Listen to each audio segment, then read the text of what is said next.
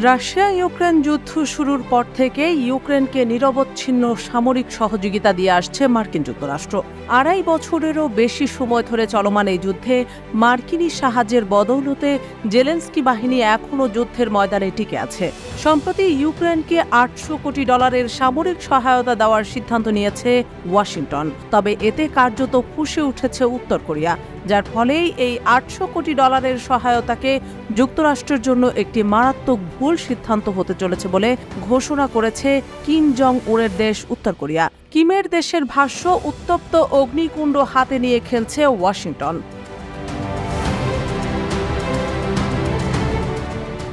British বার্তা সংস্থা রয়টার্সের প্রতিবেদনের বরাতে জানা যায়, উত্তর কোরিয়ার নেতা কিম জং উনের বোন কিম ইয়ো জং বলেছেন, ইউক্রেন সংকটকে ক্রমেই উস্কে দিচ্ছে যুক্তরাষ্ট্র।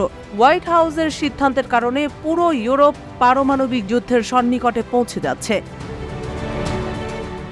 ইউক্রেনের প্রেসিডেন্ট ভলোদিমির জেলেনস্কির ওয়াশিংটন সফরে নতুন সহায়তার ঘোষণা দেন মার্কিন প্রেসিডেন্ট জো বাইডেন। রাষ্ট্রীয় সংবাদ সংস্থা KCNA-তে প্রকাশিত এক বিবৃতিতে কিম ইয়ো জং বলেছেন, রাশিয়ার হুঁশিয়ারিকে উপেক্ষা বা অবহেলা করা যুক্তরাষ্ট্র ও পশ্চিমা বিশ্বের জন্য ভুল সিদ্ধান্ত হবে। তিনি আরও বলেছেন, পারমাণবিক পরাশক্তি রাশিয়ার সঙ্গে বেপরোয়াভাবে সংঘাতে জড়ানো আগুন নিয়ে খেলার শামিল। আমেরিকা ও পশ্চিমারা কি এর পরিণতি সামলাতে পারবে বলে বিশ্বাস করে? এর কিছুদিন আগে রুশ প্রেসিডেন্ট ভ্লাদিমির পুতিন পারমাণবিক অস্ত্র ব্যবহারের প্রচ্ছন্ন হুমকি দিয়েছিলেন। কোনো পারমাণবিক শক্তির সমর্থনে পারমাণবিক শক্তিবিহীন দেশ রাশিয়ায় হামলা চালালে তিনি সেটিকে যথাযথ উপায়ে প্রতিহত করবেন বলে হুঁশিয়ারি দেন। কিম ইয়ো জং বলেছেন, জেলেনস্কির সামরিক অগ্রযাত্রায় অর্থায়ন করে যুক্তরাষ্ট্র ঝুঁকিপূর্ণ এক বাজি ধরেছে, আর তাদের $৮০০ কোটি সর্বশেষ সহায়তা ঘোষণা একটি মারাত্মক ভুল ও নির্বোধ পদক্ষেপ।